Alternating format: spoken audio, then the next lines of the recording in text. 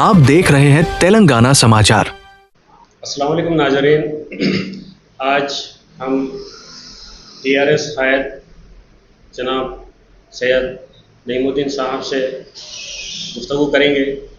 सबसे पहले मैं सैयद नईमुद्दीन साहब से अपना तारुफ कराने के लिए कहता हूँ कि वो इस जमात से कब से वाबस्ता हैं और इसमें क्या क्या आप कारनामे अंजाम दिए।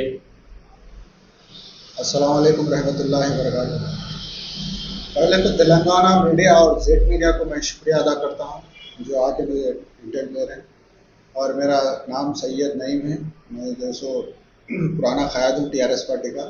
तेलंगाना एजुकेशन में भी काम कर रहा हूँ और जो सो हमारे पार्टी की तरफ से हमारे अहलिया को जो सो डिस्ट्रिक्ट वक्फ बोर्ड डायरेक्टर पोस्ट दिया गया और जो सो कंटिन्यू अब कर रहा हूँ पार्टी में और इंशाअल्लाह आने दिन और भी पोस्ट में। ये नईम साहब, ये ज़िले करीमनगर में आने वाले दिनों में म्यूनसिपल इलेक्शन इंतखाबात भी है और बल्दिया इंतखाबात भी है। इसके पेश नज़र पार्टी का मौक़िफ़ किस तरह है? हमारी पार्टी लास्ट टाइम पे भी जो सो मेयर हमारे थे यहाँ पर म्यूनसिपल में। इंशाल्लाह आने वाले इलेक्शंस में भी जो सो हम जो सो ज़्यादा सीट जीतेंगे और जो सो मेयर हमारा रहेगा, क्योंकि आवाम में जो सो कांग्रेस की खिलाफत आ चुकी है। क्योंकि जो कांग्रेस पार्टी जो वादे करी, ये करती वो करती, कुछ भी नहीं करी। लिहाजा जो सो आज केसीआर साहब को आवाम चाह रही, दिल से चाह रही और पार्टी को चाह रही। TRS party Telangana lyso party है, डेवलपमेंट कांग्रेस पार्टी है, फिर तेलंगाना बीआरएस पार्टी आना और केसीआर साहब जीतना बोल के आवाम में है। इंशाल्लाह हम जरूर जीतेंगे। गुज़िश्ता हालिया असम्बली इंतखाबात में टीआरएस नाकाम हुई, तो इस नाकामी में असल क्या वजह थी? नाकामयाबी कुछ भी नहीं, हमला जो हारे सिर्फ 2% से हारे। कांग्रेस झूठे झूठे वादा करे, मैं ये दे तो मैं वो दे तो मैं ऐसा करता हूँ, मैं वैसा करता हूँ, उनके हर मजहब को वादे करे, 420 वादे करे। रेवंत रेड्डी साहब कांग्रेस पार्टी 420 वादे करे मगर एक वादा भी अब तक अमल नहीं करे। लिहाजा आवाम भरोसा करे, हो सकता दे दे। अब शादी मुबारक स्कीम है, केसीआर साहब एक गरीब लड़की को, मुस्लिम लड़की को शादी के टाइम पे 1 लाख रुपए दे रहे थे। मैं 1 लाख नहीं, एक तोला ज़्यादा देता हूँ, उससे ज़्यादा बोले तक ख्वाहिश करे, कोई भी ख्वाहिश करते ना, एक तोला ज़्यादा आ रहा बोले, लेकिन धोखा दिए, आज तक नहीं दिए। 18 महीने हो रहा, आइंदा भी नहीं देंगे वो लोग। ऐसे कई वादे करे, बीसी वालों को, दलित भाइयों को, हर चीज़ को वादा करे तक वोटा डाले तो भी ओनली 2% से हारे हम लोग। लिहाजा आते सो फिर इलेक्शंस में हमारी पार्टी रहती।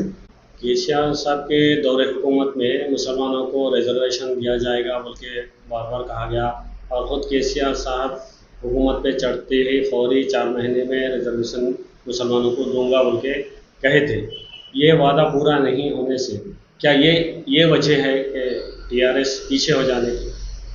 एक बात तो है, केसीआर साहब क्या बोले इलेक्शंस के दौर में हो, कभी भी हो, 12% मुस्लिम्स को रिजर्वेशन देना बोल के, क्योंकि उन लोग की माशी हालत तो एजुकेशन लोग बैकवर्ड है मुस्लिम बोल के, उन्होंने 12% ऑलरेडी असेंबली में रेजोल्यूशन पास करके सेंट्रल को भेजा है। सेंट्रल से कानून बन के आना, वहाँ पर रुका होगा, यहाँ पर नहीं रुका। उनका जो काम है करे। फिर भी अगर कांग्रेस अगर सेंट्रल में रहती तो जरूर कर देते, क्योंकि बीजेपी मुसलमानों के खिलाफ है, वो सपोर्ट नहीं करी इसलिए। लेकिन वो छोड़ के बाकी के चीज़ें तो करे ना। माइनॉरिटी रेजिडेंशियल स्कूल वादा नहीं करे केसीआर साहब, फिर भी जो 204 माइनॉरिटी रेजिडेंशियल स्कूल बनाए। एक बच्चे पे 1,30,000 का खर्चा करते हुए पढ़ाए बच्चों को। आज बच्चे अमेरिका लंदन जा रहे हैं, बड़ी तालीम को, डॉक्टर इंजीनियर बन रहे हैं, केसीआर की बदौलत, केसीआर साहब की बदौलत है। हकीकत है वो। ऐसे कई स्कीम्स है जो केसीआर साहब मैनिफेस्टो में नहीं बोले थे, इलेक्शंस में नहीं बोले थे, लेकिन माइनॉरिटीज के निकाले।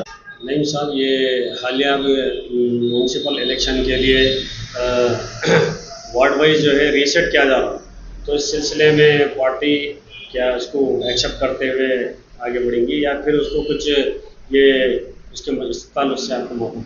और वो करीमनगर के वार्ड से डिलिमिटेशन करे, पहले 60 थे अब 66 करे, लेकिन वो भी सही नहीं करे, सिस्टमेटिक से रूल्स रेगुलेशंस के लिहाज से नहीं करे। वो कैंडिडेट्स को देख के जिताने के वास्ते, ओनली कांग्रेस कैंडिडेट्स को जिताने के, काउंटर कारपोरेटर्स को जिताने के वास्ते इधर के जो वार्ड्स के जो घरों के नंबर हैं उधर के लाके इधर मिलाए, पूरे एकदम डिस्टर्ब कर दिए। हकीकत में क्या करना, सिस्टमेटिक, आवाम को जैसी सहूलत रहती है वार्ड वैसा बनाना, लेकिन ये आप लीडर को नज़र में देखते हुए बनाए। लेकिन कितना भी करो आप, कितनी भी साजिश करो, आवाम में जैसो टीआरएस मजबूत है, टीआरएस बीआरएस एक ही है, बीआरएस मजबूत है, बीआरएस पार्टी होना वो लिहाजा जरूर हम लोग जीतते। आप कितना भी टुकड़े कर लो करीमनगर को, कितने भी वार्ड मिला लो, यहाँ के ले आगे वहाँ भी मिला लो, लेकिन फिर भी हमें जीतेंगे इंशाल्लाह, क्योंकि सेकुलर पार्टी बोले तो टीआरएस पार्टी है। केसीआर साहब एक सेकुलर इंसान है, एक दानिश्वर इंसान है, लिहाजा आवाम को समझ में आ गया कि केसीआर साहब तेलंगाना लाए डेवलप करे, अगर उन्हें ही रहना हमारे को वही पार्टी होना बोल के आवाम में। नहीं साहब, ये म्यूनसिपल इलेक्शंस में क्या मेयर टीआरएस का रहेगा? 100% टीआरएस का रहेगा, क्योंकि टीआरएस की गवर्नमेंट में आज देखो अब हर वार्ड में सीसी रोड है, डिवाइडर बनाए, ग्रीन डिवाइडर्स बनाए, सर्किस ब्यूटीफुल सर्किस बनाए, कोसा केबल ब्रिज बनाए, हर चीज से डेवलप करे। और हर महल्ले में देखो आप जो ओपन जिम बनाए, अंडरग्राउंड ड्रेनेज बनाए, हर चीज डेवलपमेंट करे। आवाम को मालूम कितना डेवलपमेंट करे, और आवाम के लिए हर चीज जो सोशल स्कीम्स जो निकालते हैं, सोशल वेलफेयर स्कीम्स कितने के निकाले, हर घर को पहुंचे।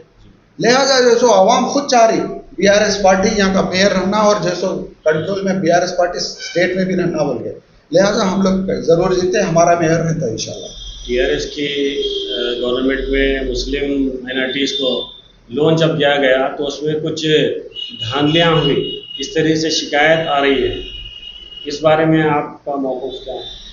वो शिकायत का तो करते, लेकिन तो दिए तो सही ना।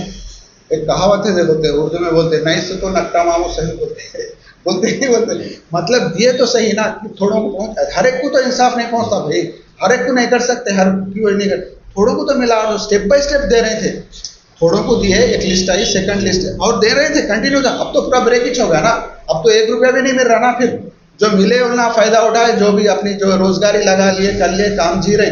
टीआरएस गवर्नमेंट को याद कर रहे हैं, केसीआर साहब को याद कर रहे हैं, क्योंकि हमारे को लोन मिला, हमारे को ये स्कीम, कपड़े मिले, ईदों को कपड़े मिले, ईदों की इफ्तार पार्टी दिए, ऐसा मिले बोलते खुश हो रहे। आज बदकमा सीड हिंदू बहनों को भी नहीं दे दिया, हर मजहब को नीचे कर रहे हैं लोग। आवाम जो है सो खुद बीआरएस को चाह रही है, इंशाल्लाह मेयर भी हमारा बनता है। आने वाले असम्बली इंतखाबात में क्या टीआरएस गवर्नमेंट फॉर्म होगी? 100% होती, क्योंकि तेलंगाना अलाए सो पार्टी टीआरएस पार्टी है, तेलंगाना डेवलपमेंट करे सो पार्टी टीआरएस पार्टी है। और दुनिया में, हमारे इंडिया में कहीं भी इतने सोशल वेलफेयर स्कीम्स जो निकाले, संक्षेम पथकाल बोलते तेलुगु में, जो गरीब आवाम को नजर रखते हुए निकालते, तो हिंदुस्तान में फर्स्ट टाइम ये तेलंगाना में निकाले। हर स्कीम, ये हमारे स्कीम दूसरे स्टेट से उसको नकल कर रहे हैं, क्योंकि हर स्कीम गरीब को पहुंचा पैसे। आज आवाम के हाथों में पैसा नहीं है, कंट्रैक्टर के हाथ में नहीं है, लेबर के हाथ में नहीं है। क्यों के नहीं है? क्योंकि पूरा पैसा दिल्ली को ले जा रहे हैं रेवंत रेड्डी साहब इंस्टॉलमेंट्स बनने के वास्ते। तो नईम साहब, आखिर में आपसे ज़िले करीमनगर के आवाम को आप क्या पैगाम देना चाहते हैं? ज़िले करीमनगर की आवाम दानिश्वर आवाम है, हकीकत जानती, और मैं अदबन गुजारिश कर रहा हूँ एक टीआरएस माइनॉरिटी कायद के तौर पर कि जो सो आप लोग फिर एक बार सोच के हकीकत जानकर वोट डालें। लिहाजा आते सो दिनों में हम एक इत्तेहाद रहना और हमारा मुसलमानों की इज्जत रहना हो तो सिर्फ केसीआर का साथ देना, क्योंकि केसीआर साहब एक सेकुलर इंसान है, एक दानिश्वर है, हर मजहब को साथ लेके चले। हम देखे उनकी हुकूमत ने मुसलमान कितने अमन और शांति से जिंदगी गुजारे, हर स्कीम पहुंची, गरीब घर को हर स्कीम पहुंची। आज कौन सी स्कीम आ रही, आप लोग ही सोचो, कौन सा फंड मिल रहा है आप लोग को, माइनॉरिटी फंड मिल रहा है या कुछ जॉब्स मिल रहा है, किसमें डीएससी, उर्दू डीएससी डालते बोले, कहाँ डाले, आप लोग सोचो, डाले क्या? कोई मुसलमानों को जॉब दे रहे हैं, किसी में वो सी स्कीम दे रहे हैं, कपड़े दे रहे हैं या फंड्स दे रहे हैं, क्या दे रहे हैं? करना चाहिए, आप लोग सोच कर वोट डालिए, मैं गुजारिश कर रहा हूँ आपसे। तो नाजरीन, ये थे टीआरएस कायद सैयद नईमुद्दीन साहब।